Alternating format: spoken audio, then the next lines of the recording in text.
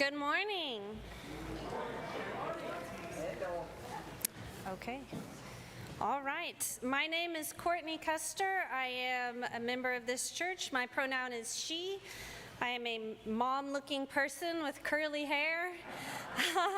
Welcome to First Unitarian Church, where our mission is to explore the eternal, nurture community, and pursue the common good. We welcome you in your brokenness and in your wholeness, no matter who you have been, who you are, or who you are becoming. We greet you today with love. I'd like to extend a special welcome to everybody who is watching us on YouTube this morning. During the prelude, please introduce yourself in the comments and let us know where you're joining us from. If you're in Oklahoma City, what neighborhood are you in? And if you're elsewhere, what city are you in? And I have a late-breaking announcement here. The forum next week will feature Carla Hinton with the Oklahomans, so please join us for forum at 10 o'clock in Daniel Hall. And now, the prelude prepares us for worship.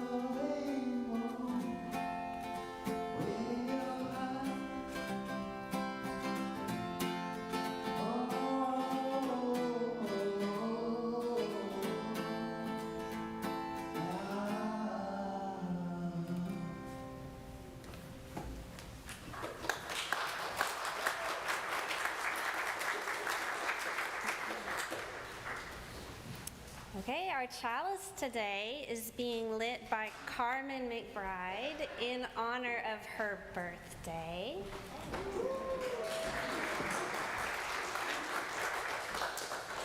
we light our chalice in Midtown, Oklahoma City, on land that was home to first Americans, including Apache, Caddo, and Wichita, on land that was taken from Muskogee and Seminole and other removed and relocated peoples.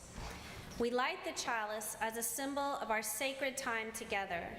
The burning chalice represents the light of reason and science, the warmth of loving community, the cleansing heat of justice, and the flame of hope. Again, welcome. I'm Reverend Diana Davies, and my pronouns are she, her, hers. And for those in our community who are blind or visually impaired or joining us online without video, I am a white woman in my 50s wearing a clerical robe, and I'm also wearing a clergy stole with animals doing gardening. I originally bought it for the animal blessing service, but didn't get it in time, and I was going to wear it. Also, it's relevant because it is beings doing good work, embodying kindness, feeding and nurturing themselves as they feed and nurture others, which, in a nutshell, is the theme for our service today. To frame the message, I'd like to begin with these words from Buddhist teacher Thich Nhat Hanh. Quote, "Of course, we have made mistakes. Of course, we have not been very skillful. Of course, we have made ourselves and the people around us suffer. But that does not prevent us from improving, from transforming, from beginning anew. To begin anew is to look deeply and honestly at ourselves, our past actions, speech, and thoughts, and to create a fresh beginning within ourselves and in our relationships with others. The Buddha said that if you have not suffered, there is no way you can learn. We learn by making mistakes. We can begin anew at the last moment of the day, even at the last moment of our life. And one day, in 24 hours, you have hundreds of chances to begin anew." Unquote. Dear community, I wonder how many of you have come to church today with your hearts heavy with the concerns of the world, with worries about the war in Ukraine, with real fear about what will happen after the November 8th elections, if more election deniers, more adherents of the big lie are voted into office, with concerns about what will be the future for trans and non-binary people and queer people, and women, girls, non-Christians, people of color, and other marginalized people in this state and in this country, with sickness in your heart about the expansion of hatred, prejudice, and polarization in our society, with financial worries or health concerns or relationship problems or worries about the well-being of a loved one. And on top of all this, how many of us here today come with guilt or a sense of having messed things up, or feelings of insufficiency, or the constant nagging self-accusation, I'm not doing enough, I should be doing more? How many of us are both exhausted and still feeling that we should be doing more at the same time? I expect I've just described a whole lot of us. And so in this sacred space and time, I invite you to rest, to take a deep breath, and to let it go, and to know that you are held in love. In just a moment, we'll sing number 1002 in the teal hymnal, Comfort Me. And as we sing, all are invited to go to the station that is nearest and most convenient to you to light a candle of hope. In the stations, we have 2 little tables right up here in the front and one back there in the back. And today we're just using LED candles, the kind that you turn on with a little switch at the bottom. So if you need any assistance with that, please ask an usher for help. And let the candle represent your own unique light in the world. The strength that burns you, even when you feel burned out. The hope that persists, even when things feel hopeless. And as you light your candle, may the comfort, justice, and love that you seek also be the comfort, justice, and love that you put out into the world. As you're waiting to place your candle on the table, I ask that you not block the aisles so that others can come in and go as needed. And if possible, please use the center aisle to come to the candle lighting station and return down the sides. And we'll just keep repeating the verses until everyone who would like to light a candle has had a chance, so no need to rush. So again, our hymn is number 1002, Comfort Me. And please rise and light your candle whenever you feel it's the right time.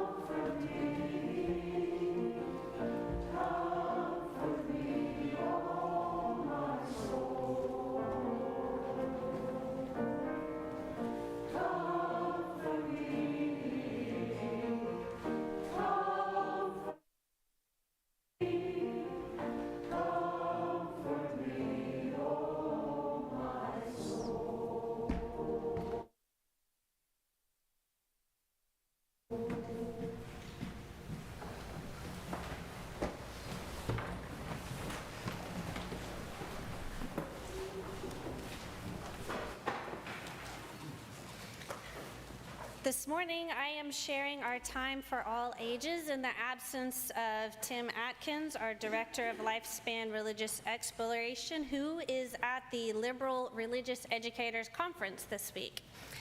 So, one of the things that we are talking about today is how we practice our religion. Especially for Unitarian Universalists, practicing our religion is not just about what we believe, but about what we do. And that can include a lot of things like prayer and holidays and church. But how do kids practice religion? Kids do some of the same things grown-ups do, like go to church and celebrate holidays, but sometimes kids can feel like they don't have the same power to act out their beliefs that grown-ups do. So today, I'm going to use Dr. Seuss to give an example of a very important way that everyone, kids included, can practice their Unitarian Universalism. And the story we're talking about today is Horton Hears a Who. And the way this story begins, Horton the elephant is in the jungle, and he hears a voice. And that voice comes from a very tiny speck. And you see, there's the speck. And Horton finds there's a very small person living on that speck of dust, and that small person is calling for help. And Horton declares, I'll just have to save them, because after all, a person's a person, no matter how small. So Horton takes the speck of dust and places it on a clover. And well, almost immediately, the sour kangaroo starts to tease Horton. The kangaroo starts making fun of Horton for protecting the person on the speck on the clover. So Horton takes the clover and walks away, determined to protect the small friend. Now, it doesn't take long for word to spread, and animals all over the jungle start making fun of Horton. They teased Horton, and Horton started to doubt himself. Should I put this speck down? Horton thought with alarm. If I do, these small persons could come to great harm. I can't put it down, and I won't. After all, a person's a person, no matter how small. Now, Dr. Seuss doesn't use the word bully in this book, but that is exactly how these jungle animals are acting. They're acting like bullies to Horton and to the people on the speck. So Horton renews his commitment and continues to protect the speck on the clover. And he comes to find out, not only is there a person or two on the speck on the clover, but an entire town of Whos. The mayor of Whoville himself pleads with Horton to protect them. And just as Horton vows to protect the town, the Wickersham brothers, a gang of jungle monkeys, ambush Horton, snatch the clover, and give it to a black-bottomed eagle named Vlad Vladikoff. You see, the monkeys take the clover, and they give it to Vlad. Now, that eagle taunts Horton with the clover and flies all night with it, Horton following, trying to protect the Whos on the speck of the clover. And finally, the eagle drops the clover, and where? In an enormous field of clovers. Horton is undeterred, and one at a time, he picks up the clovers. He picks up clover after clover after clover, calling for his friends. And he found them at last on the 3 millionth flower. The Whos did sustain some property damage from their journey, but they're okay. They're okay. They're grateful to Horton for saving them, and just when it seems that the story might have a happy ending, the bullies renew their bad behavior. They surround Horton, they tie him up, and again they snatch the clover, this time threatening to boil the clover in bezelnut juice, with Horton watching. Now, many an elephant in Horton's position might have given up. They may have just shrugged their elephant shoulders, reasoned they'd done everything they could. They may have backpedaled on their belief in the Whos. They may have even joined in with the Wickersham brothers to avoid further persecution themselves. But not Horton. He remained committed to his belief that a person's a person, no matter how small. So, Horton rallied the Whos and encouraged them to make enough noise so that the animals could hear him. The animals didn't believe in the Whos because they couldn't see them and they couldn't hear them. And it took several tries, but eventually the whoos were heard. And in fact, it was the smallest who of all, Jojo, whose little voice, whose little yup, was just enough to make the whole thing stop. His voice, when combined with all the other voices, turned the bullies. Horton didn't give up, and the whoos didn't give up, and their persistence was enough to change the hearts of the jungle animals. And the story ends with that little voice, that one little yop, that one small extra yop, put it over. And finally, at last, from the speck on the clover, their voices were heard. They rang out loud and clear, and the elephant smiled. Do you see what I mean? They've proved they are persons, no matter how small, and their whole world was saved by the smallest of all. How true.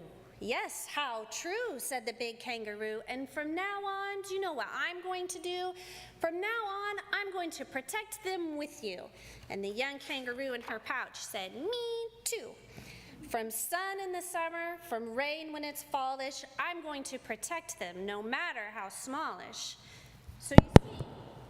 So you see, when you have a strong belief, there are opportunities everywhere to practice that belief. Standing up for someone else, whether it's a transgender friend on the playground, an Afghan immigrant in the school, or the who's in Whoville, standing up for our friends is a way to practice our religion that everyone can do, no matter how small.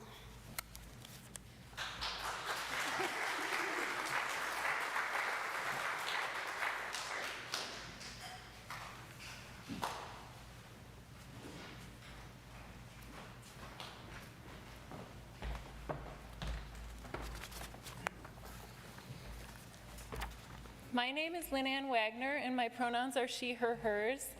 I'm a white person with long wavy brown hair, and I am wearing a pink and white vertically striped button-up. I'm a member of the Radical Welcoming Team. Wednesday, October 19th is International Pronouns Day, which seeks to make respecting, sharing, and educating about personal pronouns commonplace. Referring to people by their pronoun, the pronouns they determine for themselves, is basic to human dignity. Being referred to by the wrong pronouns particularly affects gender-diverse people. Sharing our pronouns helps to let others know how we like to be referred to. It creates a culture where sharing pronouns is normalized, and we help to disrupt the idea that making assumptions about pronouns works. When sharing pronouns is part of the culture, it makes it easier for people to share their pronouns and correct others when their pronouns are mistaken. At First Unitarian, we seek to make everyone feel comfortable, safe, welcome, included, and celebrated. Small ways to do that are to share our pronouns when we introduce ourselves at First Unitarian and everywhere we introduce ourselves, and to get a pronoun sticker from the name tag table to stick to our name tags. Every Sunday, we take an offering. Since 2002, all cash and designated checks from the offering have gone directly to external nonprofit organizations doing good work, our Change for Change partners.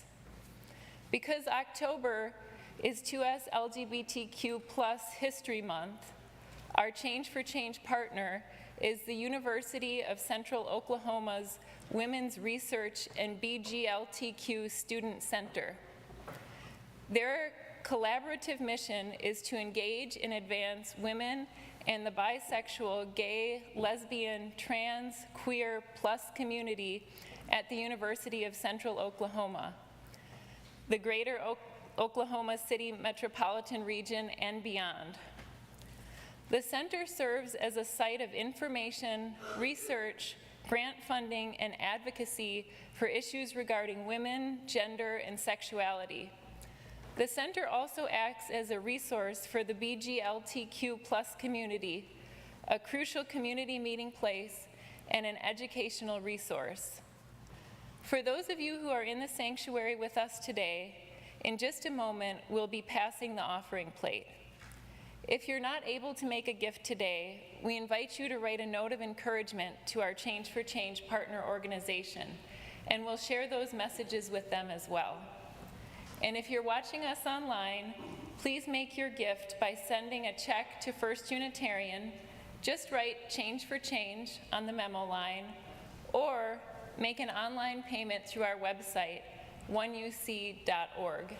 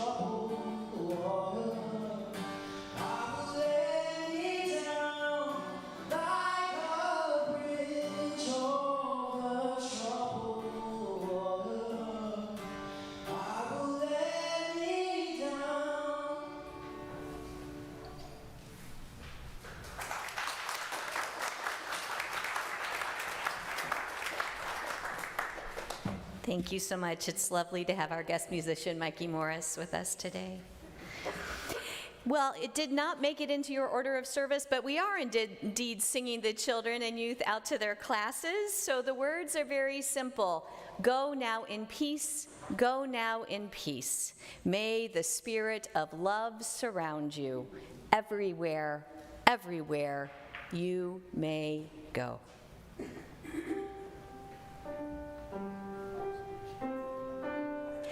Go now in peace, go now in peace. May the spirit of love surround you everywhere, everywhere you may go.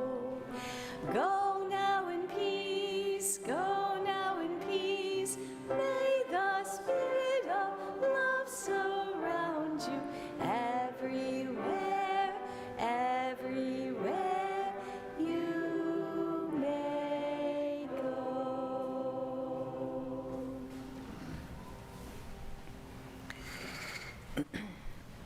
When Horton the elephant is being harassed by the other animals, he wonders, should I put this speck down?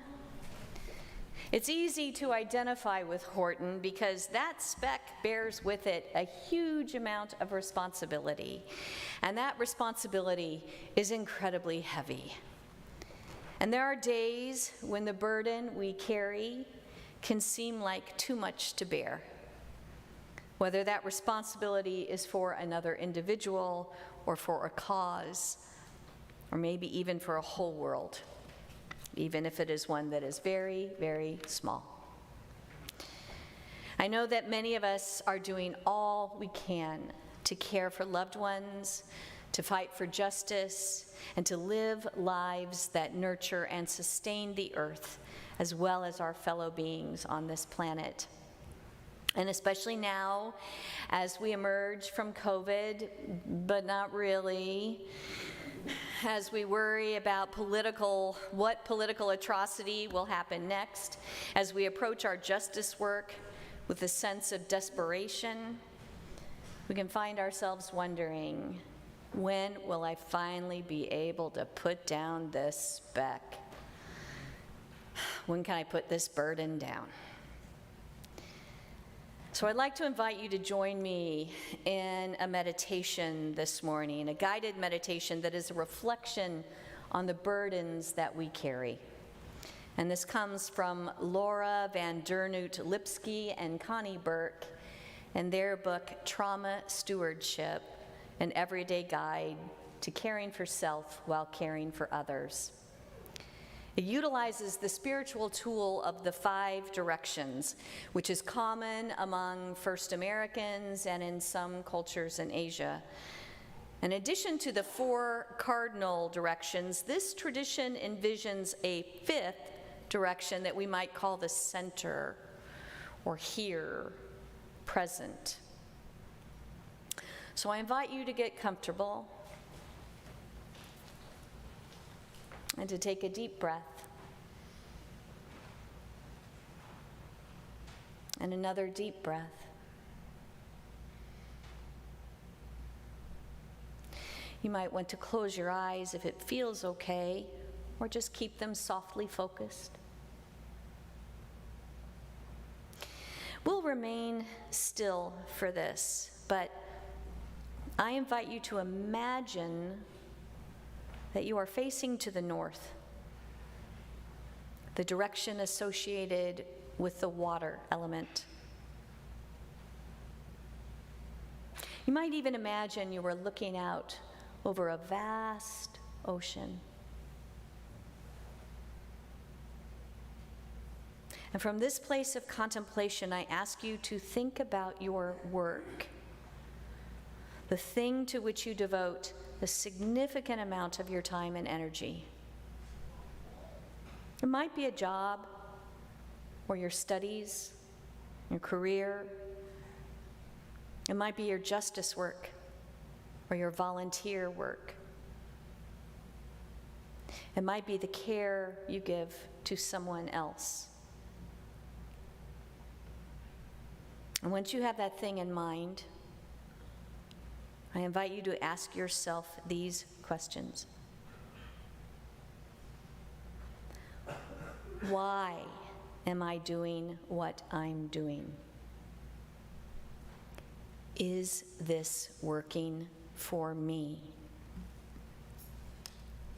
Again, those questions are, why am I doing what I'm doing? And is this working for me? You might ask, is your work feeding your spirit, or is it draining you? Is it guilt that drives you, or passion, or a heavy sense of responsibility and practical concerns? Is it pride? Is it the belief that no one else can do it as well as you can? Is it maybe vanity or a need to be needed? Why are you doing what you're doing? And is it working for you?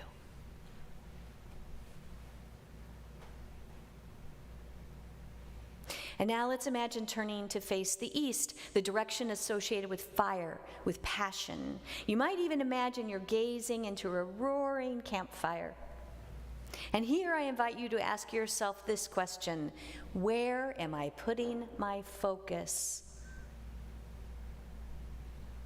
You know, both science and Buddhist tradition teach that where and how we pay attention actually leads to structural changes in our brains. So how is your brain being shaped by the things you devote your energy to? Is there something else calling for your attention that you have been ignoring?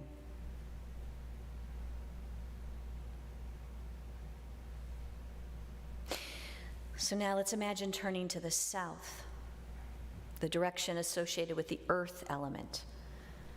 And I invite you to envision your people, those who feed and sustain you just as the earth does. How can you love yourself the way they love you and care for yourself the way they care for you? How can you love and care for yourself the way you love and care for them? I invite you to consider how this community supports you, but also how it holds you accountable. And if you realize that this community offers you care but not accountability, or accountability but not care, where else might you find this quality that's lacking?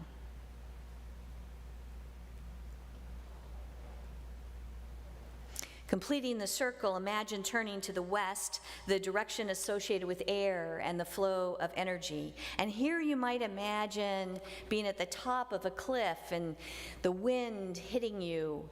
And you might ask yourself, where is my balance? Am I always holding on tight? Or do I find spaces to let go, to relax, to breathe? Do you have spaces in your daily life for just sitting quietly and reflecting, being at ease, having fun? And if not, where might you be able to create such spaces?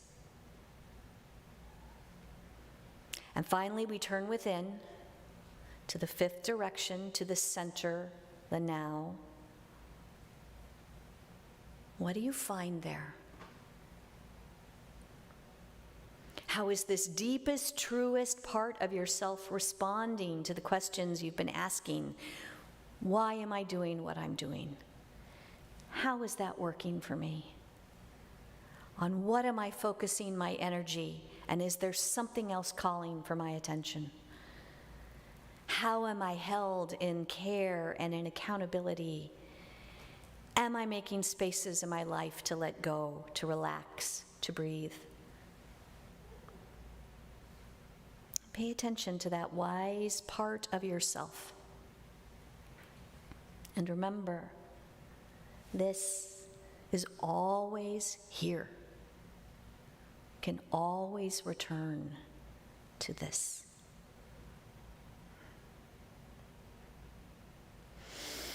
Please take another breath.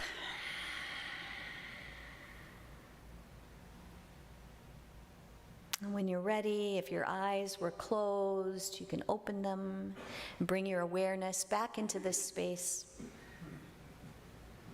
And as the choir sings for us, you might want to take this time to jot down whatever thoughts came up during this meditation in the margins of your order of service, and take that with you to contemplate further later.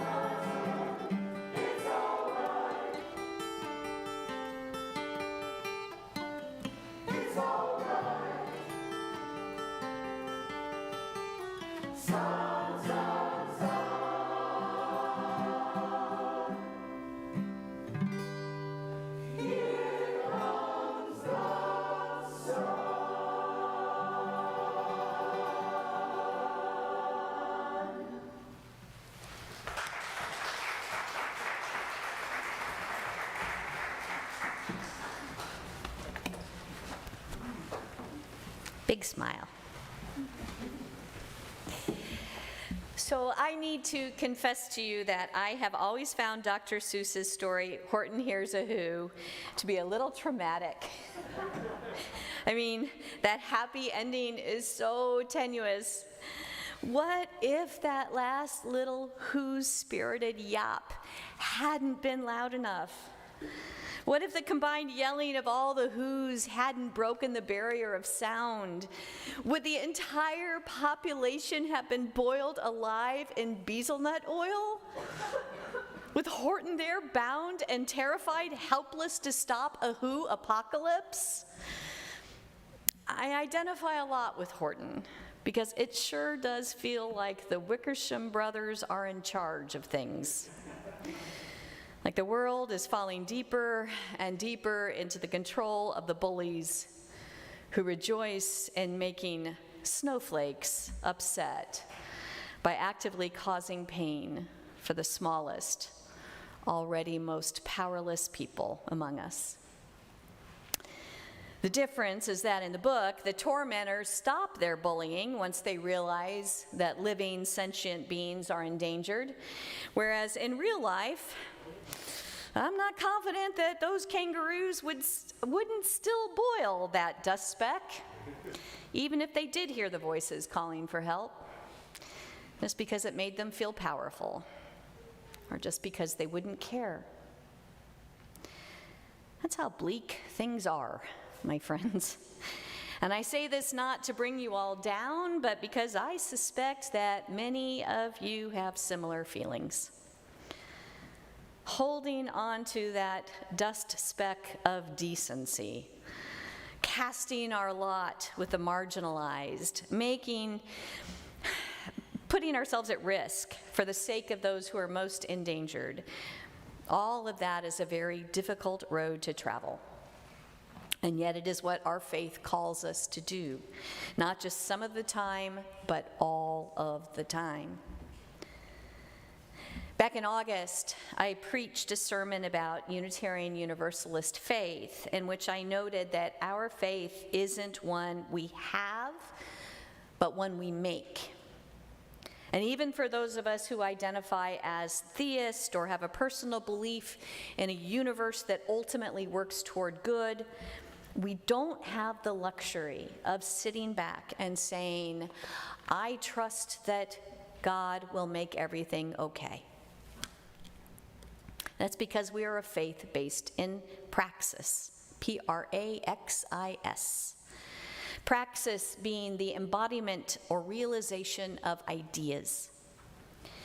Now, an overly simplistic way of thinking about this would be to say that you use focus on doing versus believing. But to put doing and believing into a binary oppositional relationship disregards the way that they are, or at least should be, intertwined. So we do or act our way into new ways of believing, and then it's these beliefs that motivate us to act again. That's the real definition of praxis as it's used in education and in theology. Acting, reflecting on that action to achieve a new understanding, and then acting on that understanding. So praxis is not exclusively about doing. In the Jewish faith, the practice of Sabbath is built into the rules for what to do, halakha, which originally meant a way of walking. Now, taking time off isn't a right, it's required. In other words, walking the path of Judaism involves sometimes not walking. Doing right is sometimes not doing at all. And so it is with any faith based in praxis, including Unitarian Universalism. Just doing is not the point. Doing anything by rote, by habit, or as a knee-jerk reaction isn't a matter of faith. A faith based in praxis requires that action be paired with reflection, because it's through this process that we make faith. Now, I think I can safely say, fellow Unitarian Universalists and friends, that we are well-intentioned people. We want to do the right thing, all the right things. But sometimes we get so caught up in doing things that we don't always take the time to ask why we are doing them, or to consider what we are learning through our actions that might actually lead us to do things differently or to take different actions. And maybe that's because for many of us, taking time for reflection or for spiritual practice can feel like valuable time lost from saving the world. It can seem counterintuitive that when things are really bad, as they are now, when lives and rights are threatened, we actually need to carve out more space for reflection, not less.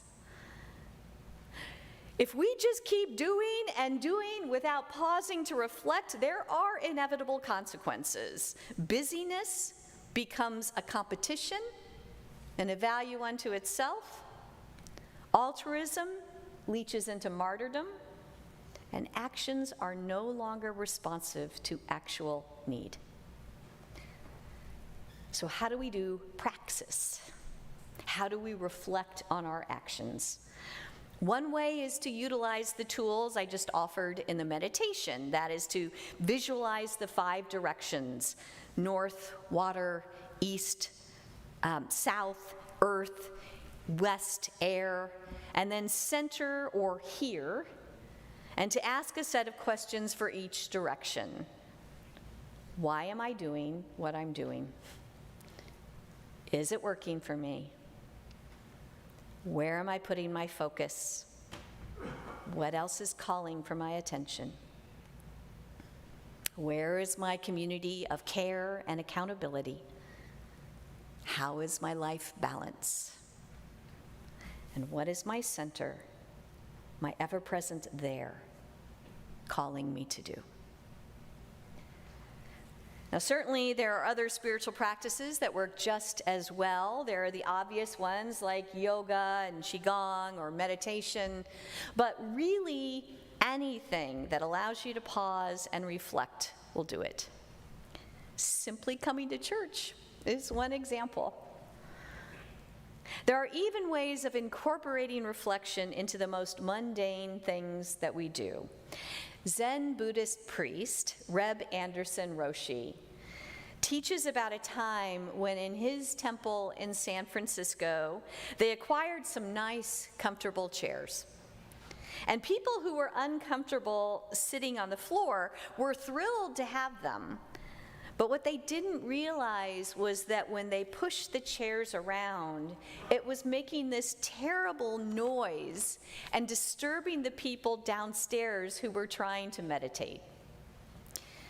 So the Buddhists made moving the chairs into a spiritual practice. They consciously moved the chairs with delicacy and respect. Respect for the chair itself and for the people who might be affected in some unknown way by the movement of the chair. And this simple act of moving chairs mindfully became a practice for doing other things mindfully as well. It trained their brains to be constantly asking, how is this action affecting others? We might paraphrase Horton the elephant here and say, an action's an action, no matter how small. And every action, in order to be evolutionary, requires reflection. Dear community, this dust speck of a planet is in danger. There are indeed bullies who are out there to cause pain for all kinds of reasons. And we need to stand up to them. We need to do what is right. And we need to understand that no omnipotent being is going to save us. We have to shout. We have to do something about it. But before we can let out that life-saving yup, we've got to breathe.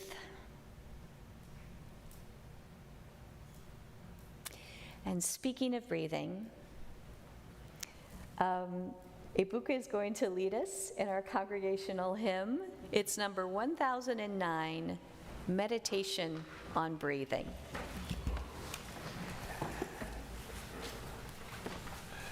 Please join me in this congregational hymn / breathing exercise. I will involve the congregation actively in the music. So for this hymn, you are my choir. Can I have this portion, everyone actually? So there is the melody, there's the descant, and there's the drone. So can we all sing the drone portion?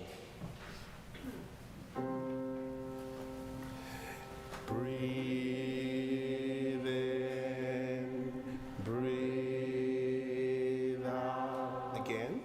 Breathe in, breathe out. Wonderful. It's that simple. And can we all move to the melody, which is on the top line?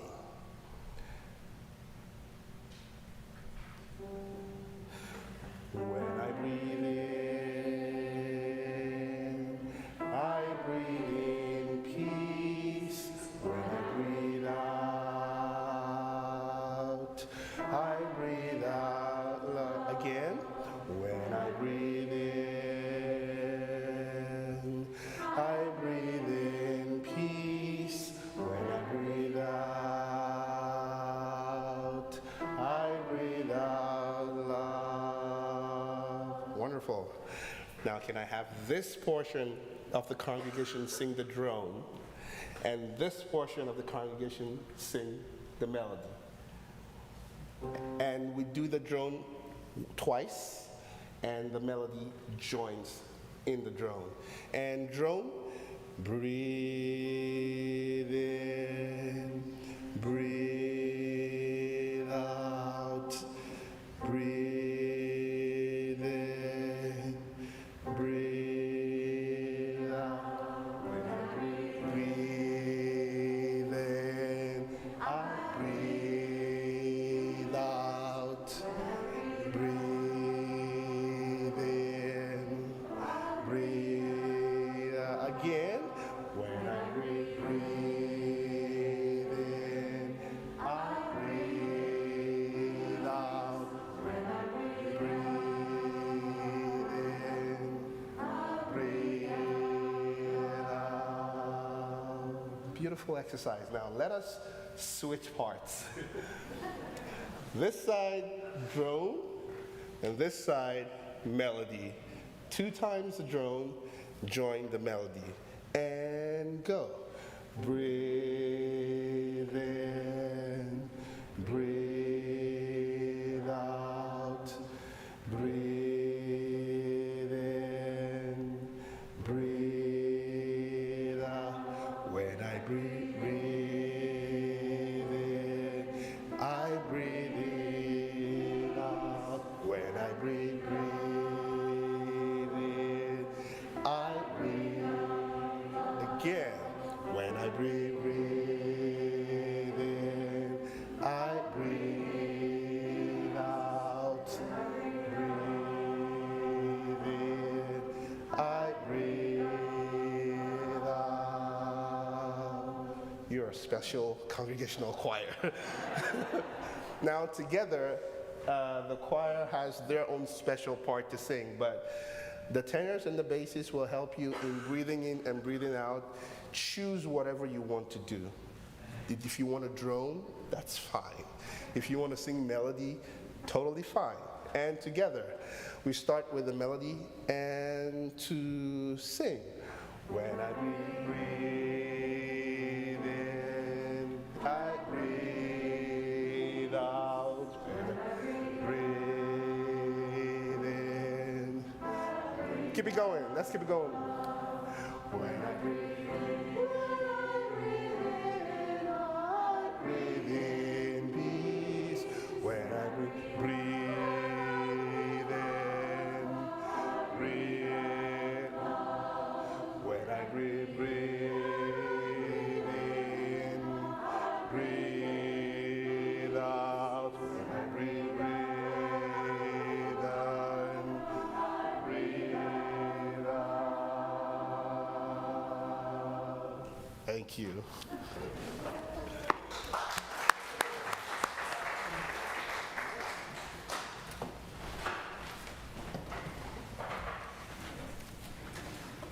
We extinguish this flame, but not the light of love and community which burns in our hearts.